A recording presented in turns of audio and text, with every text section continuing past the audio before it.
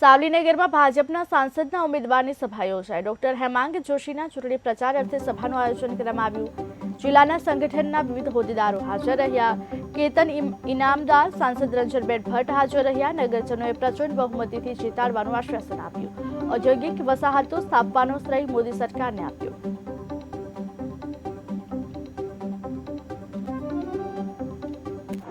સાવલી નગરની અંદર પણ અમે લોકસંપર્ક ફેરણીનું પણ આયોજન થયું, સભાનું પણ આયોજન થયું અને વિવિધ સામાજિક કાર્યક્રમોમાં હાજરી આપવાનું પણ થયું।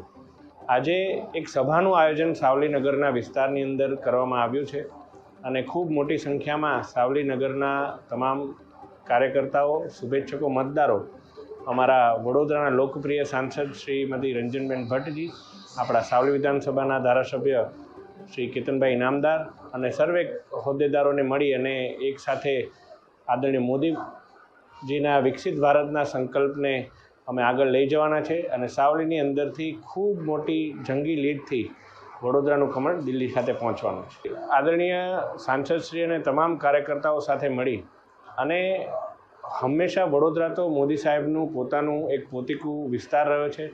મોદી સાહેબ પણ આ વિસ્તારથી લડ્યા છે અને આદરણીય સાંસદશ્રી તો દેશના ટોચના મહિલાઓમાં સૌથી સર્વાધિક લીડ મેળવેલા સાંસદશ્રી છે।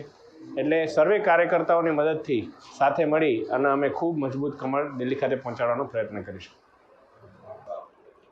આ તમામ વિષય અમારા ધ્યાને આવ્યો અને એ વિષયને અત્યારે અમે તપાસ અર્થે જાણી રહ્યા છીએ। જે કંઈ પણ યોગ્ય કાર્યવાહી હશે, અમને સરકાર અને તંત્ર ઉપર વિશ્વાસ છે, એ તમામ યોગ્ય કાર્યવાહી કરવામાં।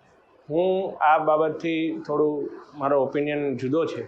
સાવલીની અંદર માનનીય મુખ્યમંત્રીશ્રી હોય કે વડાપ્રધાનશ્રી હોય, હર હંમેશ સાવલી નગરની ચિંતા કરી છે। સાવલીની અંદર જેટલા પણ ઔદ્યોગિક એકમો આવ્યા છે, વડોદરાના સૌથી સારામાં સારા ઔદ્યોગિક એકમો સાવલીની અંદર આવ્યા છે।